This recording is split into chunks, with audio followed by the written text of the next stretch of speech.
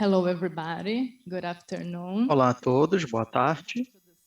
Bem-vindos ao 6º Simpósio Internacional sobre Imunobiológicos. Nós vamos começar agora o 5º painel, SARS-CoV-2, variante SARS-CoV-2, situação atual e estratégias para fortalecer as redes de vigilância genômica. Nós temos o prazer de receber aqui conosco Lorenzo Subisi. Ele é um especialista em coronavírus, com doutorado em doenças infecciosas, e atualmente ele trabalha em Genebra com o Covid no Programa Internacional de Emergências Sanitárias. Depois teremos Marilda Siqueira, ela é chefe do Laboratório de Vírus Respiratórios Sarampo, do IOC na Fiocruz, e esse é um laboratório referência para vírus respiratórios. Então, vamos começar primeiro com a apresentação do Sr. Subisi. Então, muito obrigado por me receber aqui. Vocês conseguem me escutar?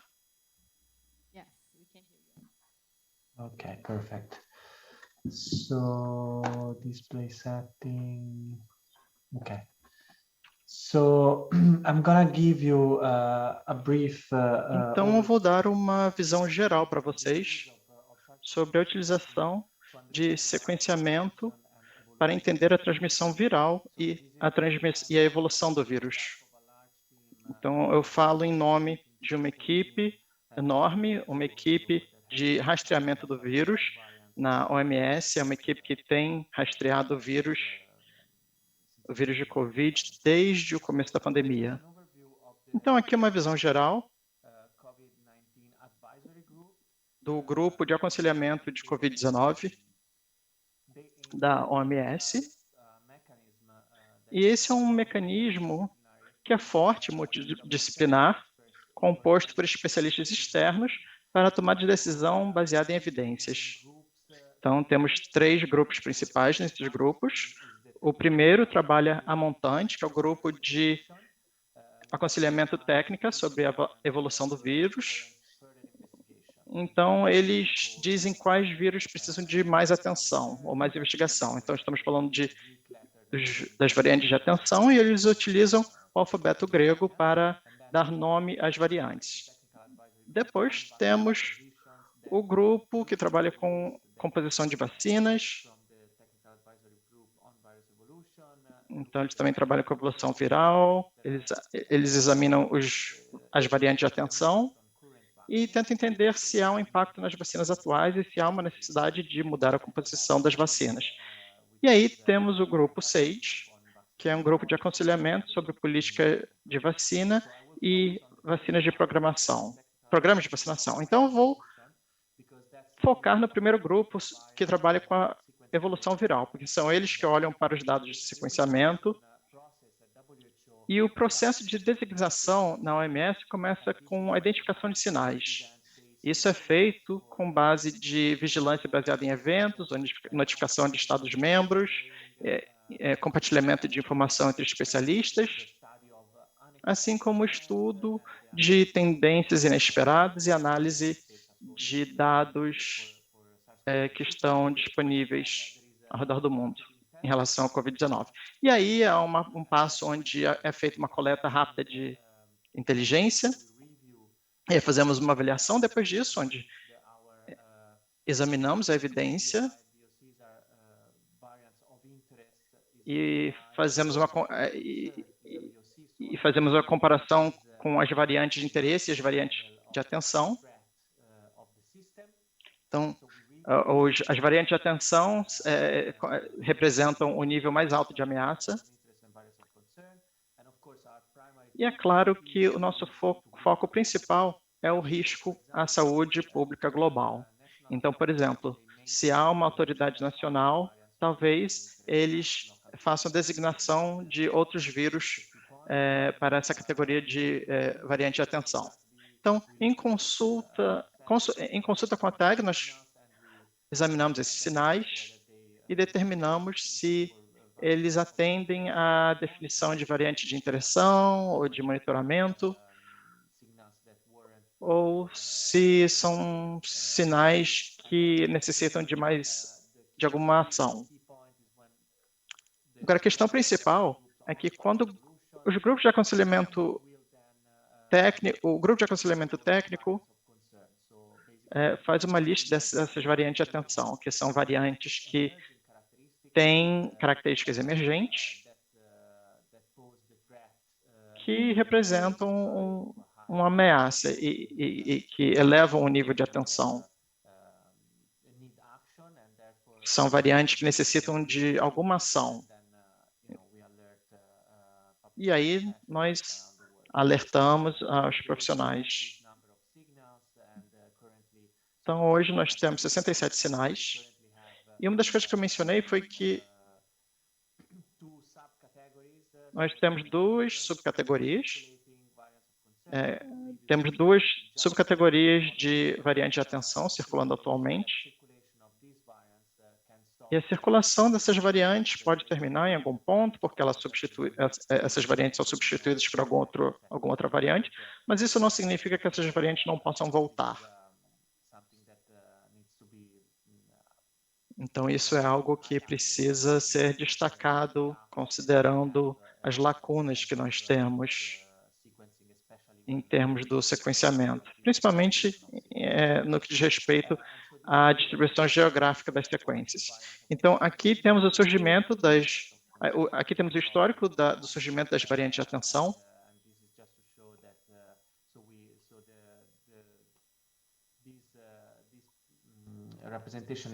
Então, essa representação é a proteína espícula. Aqui temos a proteína espícula do vírus índice. Essa é a sequência de dezembro de 2019. E aí temos o surgimento simultâneo de alfa e beta, e um pouco depois, o surgimento da gama, que foi identificado pela primeira vez vindo do Japão e do Brasil, e que se alastrou na América do Sul, em grande parte. E aí depois tivemos a Delta em maio, em novembro o Omicron.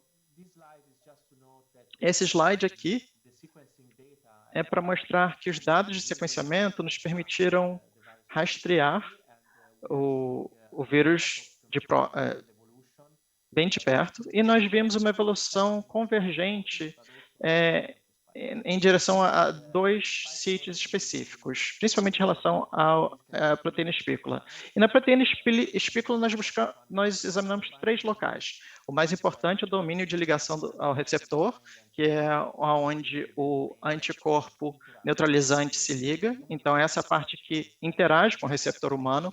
Então, é muito importante para a questão da fuga, o escape de imunidade. Temos também o local de clivagem de furina, que é um outro local que nós examinamos, porque dependendo da mutação do vírus, isso pode aumentar a infectividade do vírus. Então, esse slide mostra apenas as mutações na proteína espícula, mas tem muitas outras coisas acontecendo fora da espícula. E é necessário entendermos essas mutações também. Mas nós focamos menos nisso, mas realmente precisamos saber que outras mutações existem fora da espícula e precisamos manter isso em mente. Por exemplo, tem a proteína do nucleocapsídeo, que nós sabemos que tem impacto na infectividade do vírus e na transmissibilidade da variante. Esse slide aqui mostra um pouquinho a dinâmica das variantes de atenção, e podemos ver que apenas a Delta e o Omicron acabaram dominando. Então, por exemplo, a Alfa, a Gama e a Beta, elas não se tornaram variantes dominantes no mundo, enquanto que a Delta, em um certo momento, em outubro, novembro de 2021, nós tivemos sequências que em grande parte pertenciam ao Delta, e o mesmo vale para o Omicron. Estamos falando de mais de 99%, o Omicron representa mais de 99% das sequências atualmente. Abaixo disso, podemos ver o número de casos reportados por semana no nível global.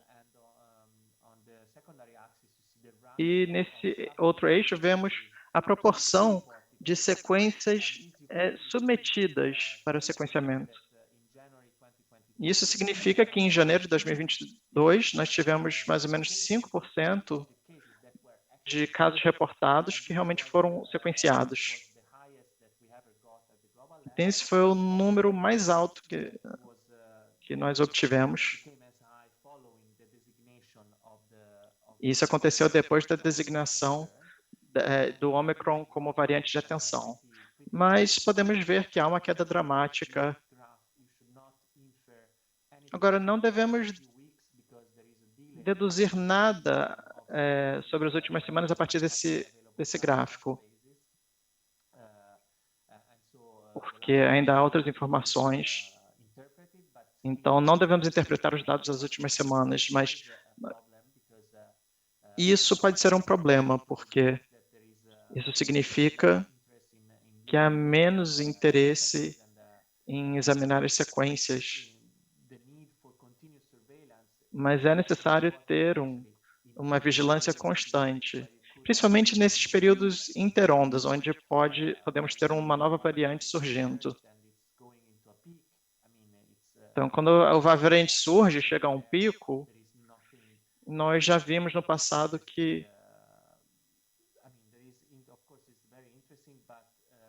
esse é um aspecto muito importante, mas nós devemos realmente focar nos períodos interonda. Eu acho que essa é a mensagem principal dos slides. Então, existem algumas formas recombinantes da variante circulando, mas esses estão no nível mais baixo. Uma célula precisa ser infectada por duas variantes que se reproduzem ao mesmo tempo para isso acontecer. Então, aqui nesse caso, você tem dois ou múltiplos breaking points. E antes do breakpoint, o vírus pertence a uma variante, depois do breakpoint ele pertence a uma outra variante. Então, é assim que há essa recombinação. E a única variante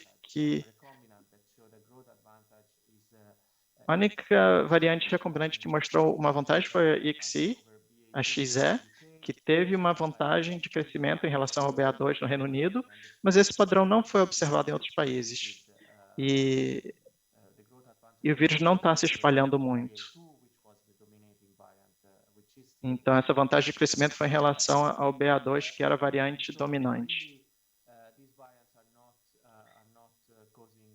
Então, essas variantes não estão causando muita preocupação nesse estágio, mas é claro que nós estamos monitorando essas variantes de perto. E agora eu gostaria de falar sobre a situação atual na África do Sul e nos Estados Unidos. Vocês devem ter visto que há um aumento de casos nesses dois países, assim como em outros países. E isso foi reportado como estando relacionado ao surgimento de sublinhagens do Omicron. Isso acontece o tempo todo, porque o vírus evolui à medida que ele se alastra. Quando há muita transmissão, há um enorme potencial para o vírus sofrer mutações. Então, as linhagens que estão causando esse aumento de casos são a BA4 e a BA5, e nos Estados Unidos é a BA.2.12.1 que está causando o aumento de casos. Essas variantes têm uma proteína espícula que é parecida com a BA2. Então, elas têm a mesma mutação da BA2, mas, além disso, elas têm uma mutação em comum. Então, alfa-factor Q.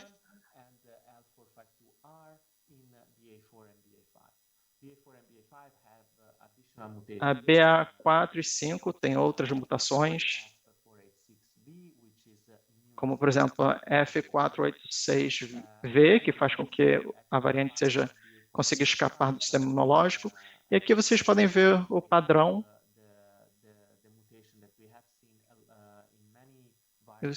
E aqui podemos ver as mutações de várias variantes de atenção que causam problema no alvo em algum dos elementos utilizados por algumas empresas farmacêuticas. Então, essa mutação permite com que os nossos colegas sul-africanos consigam rastrear essa variante com resultados de PCR, porque essa mutação está ausente na outra variante que está circulando na África do Sul, que é a BA2. E aqui temos os dados preliminares sobre a neutralização de BA4 e BA5, utilizando soro convalescente provocado pelo BA1. Então, esse estudo utilizou participantes que estavam infectados com a BA1, mas alguns deles não haviam sido vacinados, outros estavam vacinados. E se analisarmos as diferenças, elas são surpreendentes. O padrão para BA4 e BA5 é o mesmo, o padrão é bem similar. E isso é por causa de algumas diferenças que essas variantes têm fora da proteína espícula, mas a proteína espícula nessas variantes é a mesma. Então, nos estudos, elas se comportam da mesma forma. Agora, para aqueles não infectados, a BA1 conseguiu infectar as pessoas. E se analisarmos a BA4 ou BA5, há uma queda. E a queda é significativa, é uma queda de 7 vezes, mas essa queda é muito menor se examinarmos as pessoas vacinadas e pessoas vacinadas infectadas com BA1. Nesse caso, é um aumento de uma diminuição de 2 ou 3 vezes. E isso mostra que a imunidade híbrida é bem melhor contra BA4 e BA5 do que uma infecção natural. Então, acho que essa é uma outra questão para mostrar que a vacinação, além da infecção natural, é uma estratégia que foi importante para reduzir a carga. And so WHO uses some Então, plan. a OMS usa alguns cenários de planejamento baseado nas características das variantes da COVID-19 e para os nossos planos de resposta e prontidão no futuro, e há 3 cenários que a gente considera. O caso base é que a severidade é reduzida significativamente ao longo do tempo, devido a uma imunidade suficiente e sustentada contra a doença grave e a morte, e temos picos periódicos na transmissão que podem acontecer como resultado de uma proporção aumentada de pessoas e que são suscetíveis ao longo do tempo, porque a imunidade vai waning, né, vai diminuindo, e esse cenário é principalmente para as populações de alta prioridade, e temos um padrão da estação dos picos de transmissão.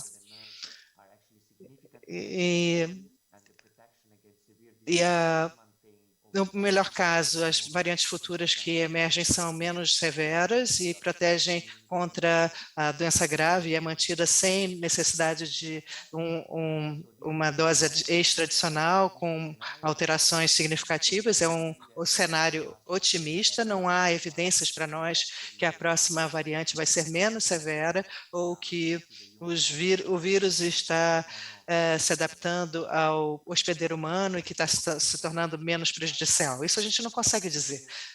Ela pode ser menos severa, igualmente severa ou até pior.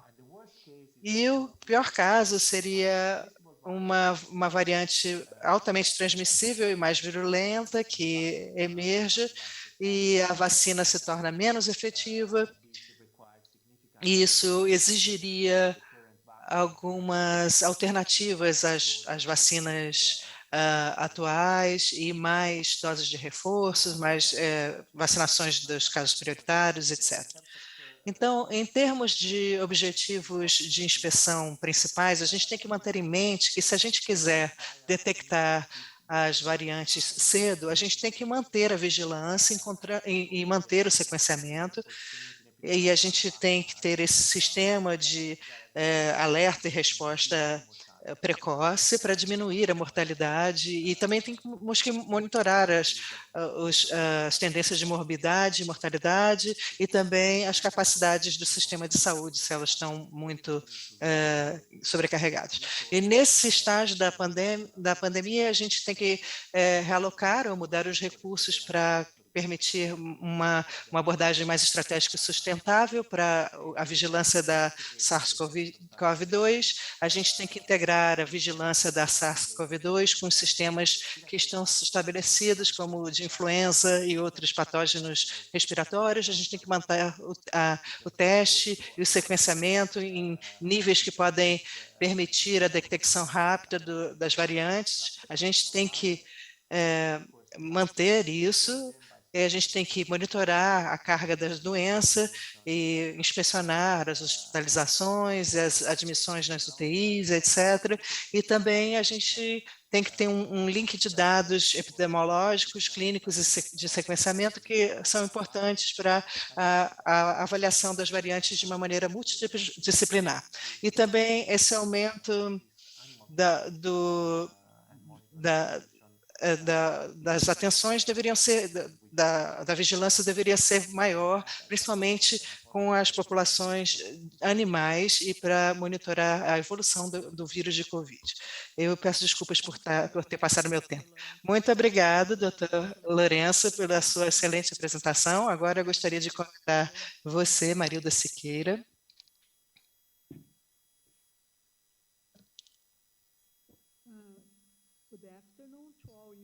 Boa tarde para todos vocês. Eu gostaria de agradecer Biomanguinhos e os organizadores por me convidarem para participar e discutir com vocês sobre dados genômicos no Brasil. Como vocês sabem, Biomanguinhos é a minha segunda casa aqui na Fiocruz, então muito obrigada por estarem aqui comigo novamente. Então, o objetivo da minha apresentação é descrever a organização da vigilância genômica no Brasil, com foco da Fiocruz e alguns programas e conquistas para a gente discutir os desafios correntes e futuros. Quando começou a circular o SARS-CoV-2, é claro que uma das preocupações principais dos países era como fazer o teste diagnóstico e como é que a gente segue a partir daí. Não somente a OMS, mas também a OPAS e o ministro de Saúde do nosso país começou a se organizar para dar uma resposta melhor em termos de laboratórios. E uma das respostas foi na vigilância genômica. Então, a OPAS, dentro dos países da OPAS, não todos os países eram capazes ou tinham a capacidade de fazer análises genômicas. Então, a OPAS pediu que alguns laboratórios na região que eles pudessem ajudar a receber amostras de países que não tenham essa capacidade de fazer esse tipo de sequenciamento. Então, recebemos no Brasil amostras do nosso laboratório de muitos países, como vocês podem ver aqui nesse slide à direita, e para dar informações genômicas a esses países. E na Fiocruz, nós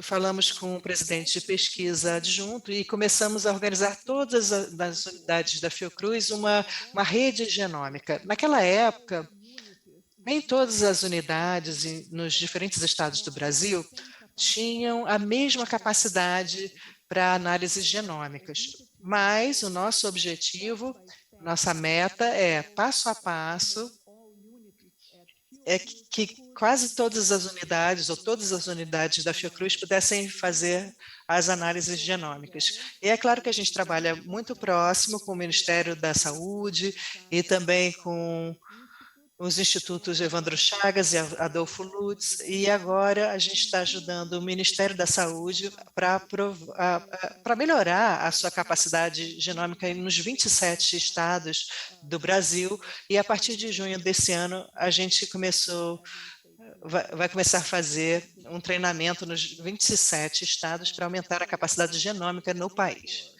Então, nossa rede tem um website, esse aqui é o website, que é lindo. Então, eu peço que vocês deem uma olhada, porque ele é excelente. E até o momento, nós temos 249 mil page views no nosso site e 70 mil usuários nesse website. Então, é um excelente site.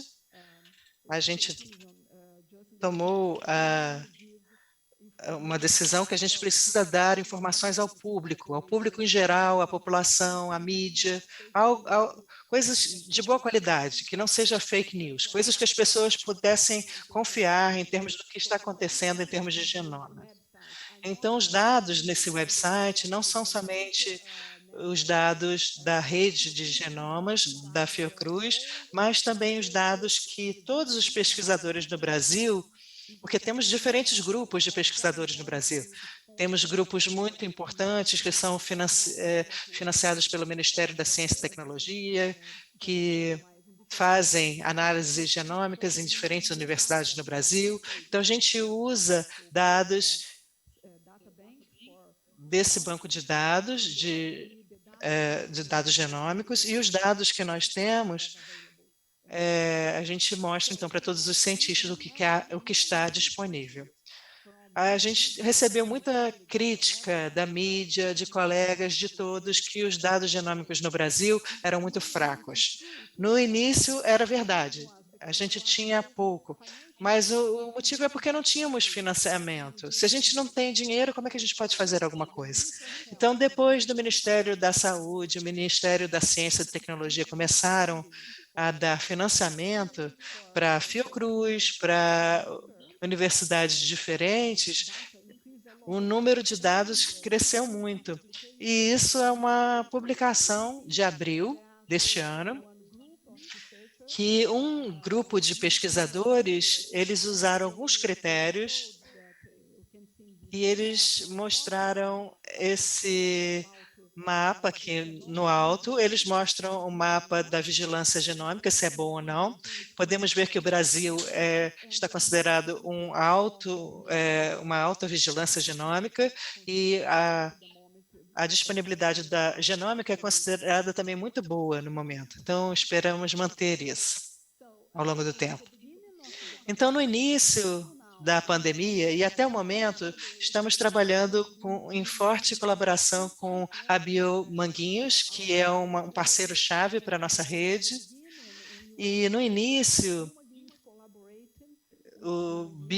a gente colaborou com a Biomanguinhos para o desenvolvimento em Biomanguinhos de um kit PCR em tempo real, e com esse kit a gente treinou toda a rede no Brasil, e tudo isso coordenado pelo Ministério da Saúde no Brasil.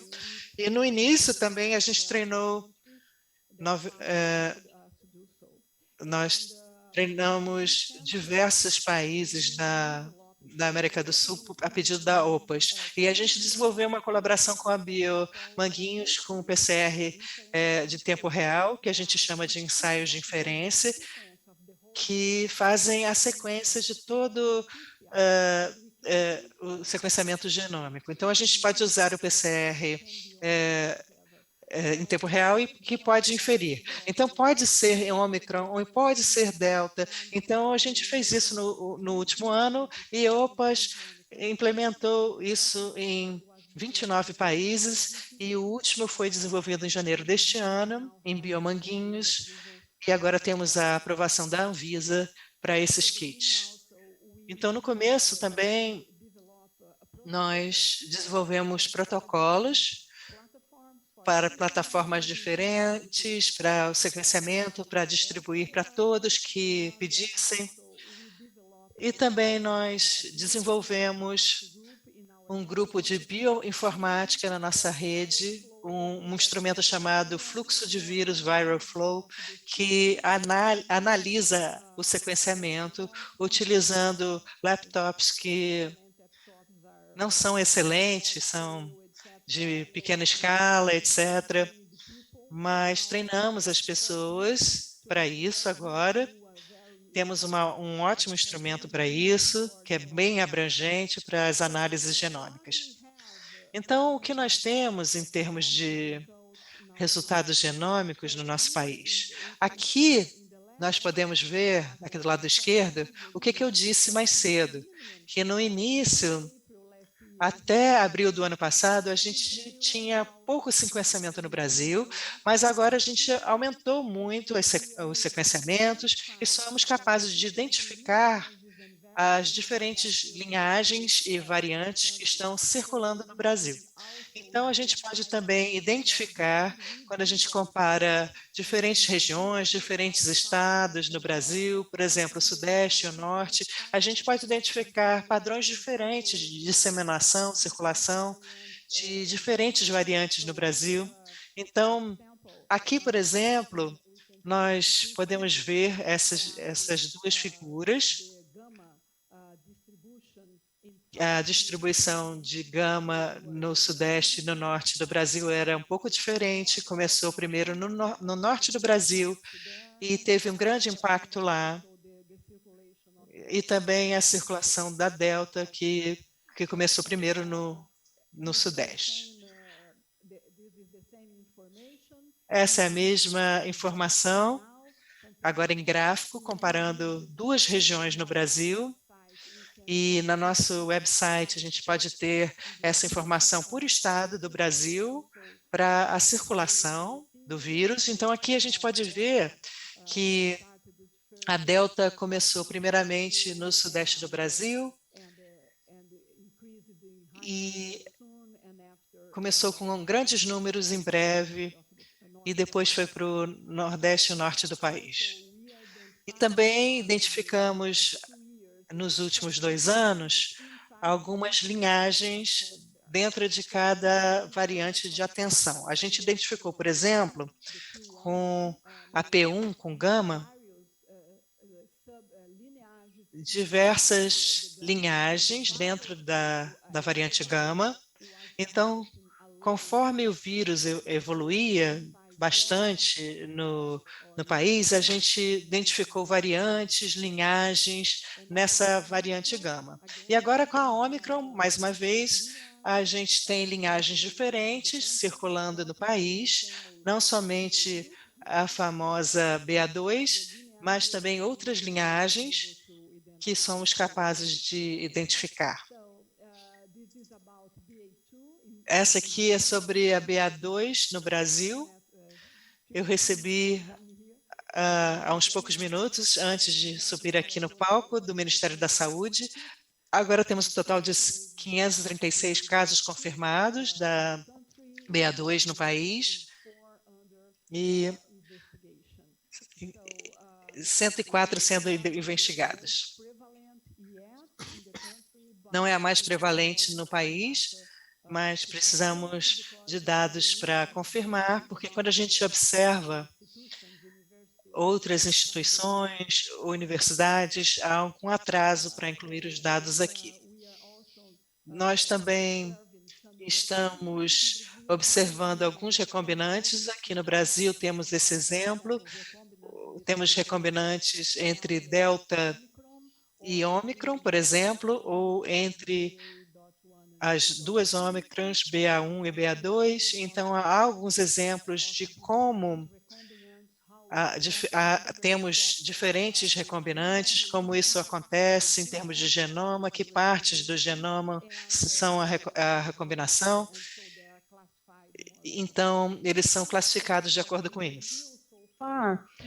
We have, at the moment, E no Brasil, nós temos 3 casos XE detectados no estado de São Paulo e 2 casos XQ detectados em São Paulo também e no Rio Grande do Sul. um caso de XS e na Bahia 2 casos de XF. Então, temos essas recombinações que foram detectadas no país. Estamos discutindo todos esses casos com cada estado. E nós temos muitas reuniões todas as semanas com diferentes estados, com o ministro da Saúde, para discutir a circulação não só das variantes recombinantes, mas também para entender o progresso dessas variantes no país. Então, publicamos vários artigos sobre a evolução do vírus no país. E para todas as variantes que circulam no Brasil, nós isolamos as variantes numa cultura celular e isso pode ser compartilhado com qualquer instituição que queira ter esse material para seus projetos. Então, alguns pontos para discussão. Algo muito importante é ter amostras, um quadro de amostras. Não precisa ter uma amostra, uma enorme quantidade de amostras, até porque não temos o dinheiro para lidar com isso, mas precisamos ter amostras representativas. E é isso que nós estamos fazendo no nosso projeto. Nós temos parâmetros matemáticos para lidar com amostras representativas semanalmente dos diferentes estados. E outro desafio grande é como nós sustentaremos essa rede, porque essa rede pode ser utilizada agora, mas também no futuro próximo para outros vírus, como arbovírus, tem aí, né, dengue, alô, e outros vírus também. Então, precisamos sustentar essa rede, precisamos de financiamento para manter a rede, financiamento para equipamento, etc. E, como vocês sabem, a genômica é uma parte muito importante para estratégias de vigilância futura e para nós termos uma melhor preparação para patógenos futuros. Então, qual vigilância precisaremos no futuro para SARS-CoV-2? Bem, a resposta está integrada à influenza e a vigilância de outros vírus respiratórios. Mas outra resposta é que, no nosso país, nós precisamos melhorar o número de unidades sentinelas que nós temos para influenza, isso para termos uma melhor representatividade das amostras do nosso país. Então, muito obrigada aos nossos parceiros e aos presentes. Obrigada.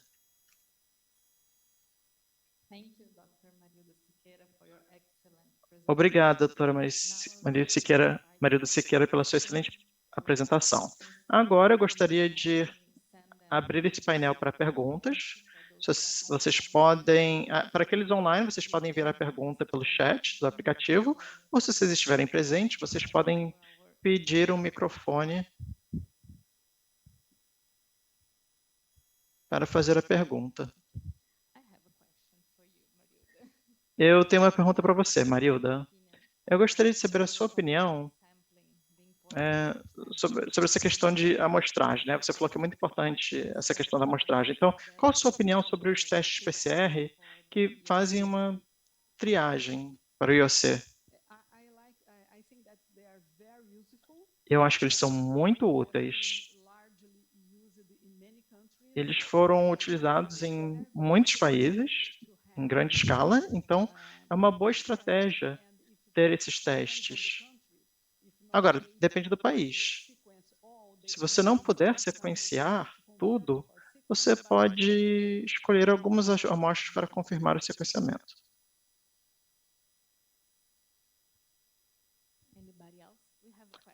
Mais alguém? Temos uma pergunta ali.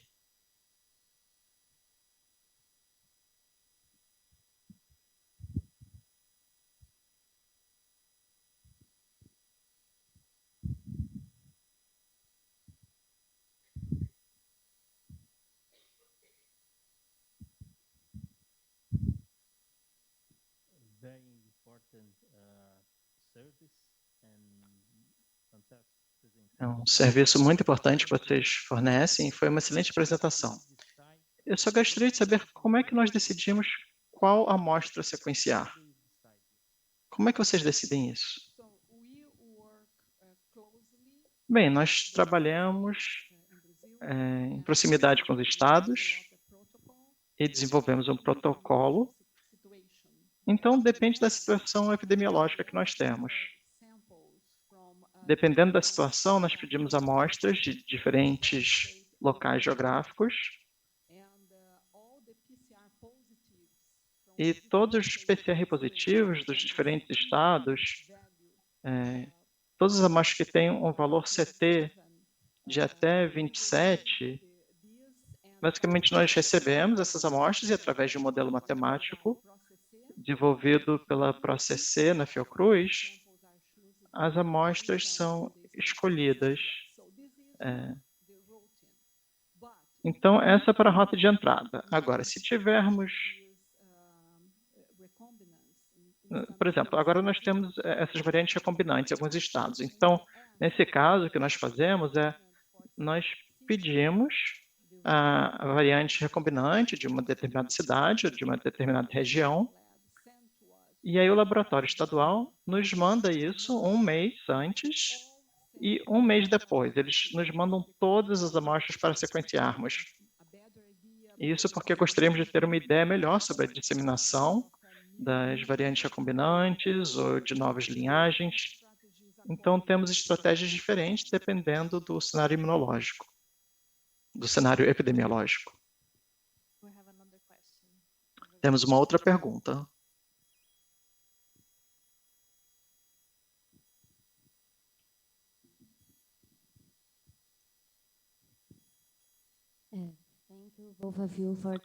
Obrigada aos dois pelas suas excelentes apresentações. Eu gostaria de perguntar sobre as variantes de Omicron, pois temos várias subvariantes que estão surgindo e algumas podem responder de forma diferente aos anticorpos neutralizantes. E até mesmo eles podem responder de forma diferente às vacinas e anticorpos monoclonais. Vocês acham que essas subvariantes podem ser consideradas variantes de atenção no futuro? Será que você poderia falar um pouquinho mais sobre isso? Lorenzo? Sim, e Maria, obrigado pela sua excelente apresentação. Bem, essa é uma pergunta muito boa.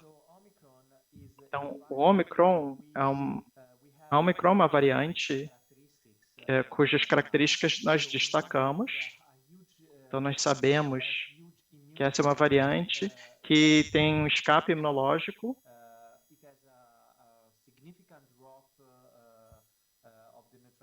Então, há uma queda nos fatores neutralizantes que são provocados por outras variantes. Ele é uma variante que escapa do sistema imunológico. E há evidência que diz que essa é uma variante que prefere as vias respiratórias superiores. Então, acreditamos que isso seja um representante de uma doença menos severa. E a variante surgiu quando já havia muita vacinação. Então, há o fator da imunidade. Mas, basicamente, essas são as características do Omicron. É um vírus altamente transmissível, que pode escapar ao sistema imunológico, há um potencial para escapar do sistema imunológico, e ele tem uma preferência pelas vias respiratórias superiores. As sublinhagens que nós estamos rastreando, se elas não mostrarem um fenotipo muito diferente, por exemplo, se elas mostrarem que elas podem causar uma doença mais severa, aí talvez elas serão designadas pelo nosso grupo. O grupo vai se reunir e decidir com base nos dados, e a Marilda faz parte desse grupo. Então, nós precisamos de evidências de que essas sublinhagens, ainda que fitogeneticamente elas façam parte da Omicron, se elas tiverem um fenotipo diferente, se elas causarem casos mais graves de doença, talvez ela terá um nome diferente, porque ela vai causar uma ameaça maior à saúde pública. Em termos da fuga do sistema imunológico, nós já vimos que para o BA1 havia escape do sistema imunológico, para BA2 também havia uma fuga maior, porque esses dois vírus são diferentes do ponto de vista genético, mas essas variantes não atendiam ao critério de algo que era significativamente diferente. Porque ambas as linhagens tinham esse fator de que elas escapavam do sistema imunológico, mas se a severidade é afetada, aí com certeza nós consideraríamos isso, mas precisamos dos dados, e o gargalo é isso. É necessário compartilhar o vírus e avaliar esses vírus no laboratório, além de apenas avaliar a questão epidemiológica, e é isso que o nosso grupo está coordenando nesse estágio do surgimento dessas variantes.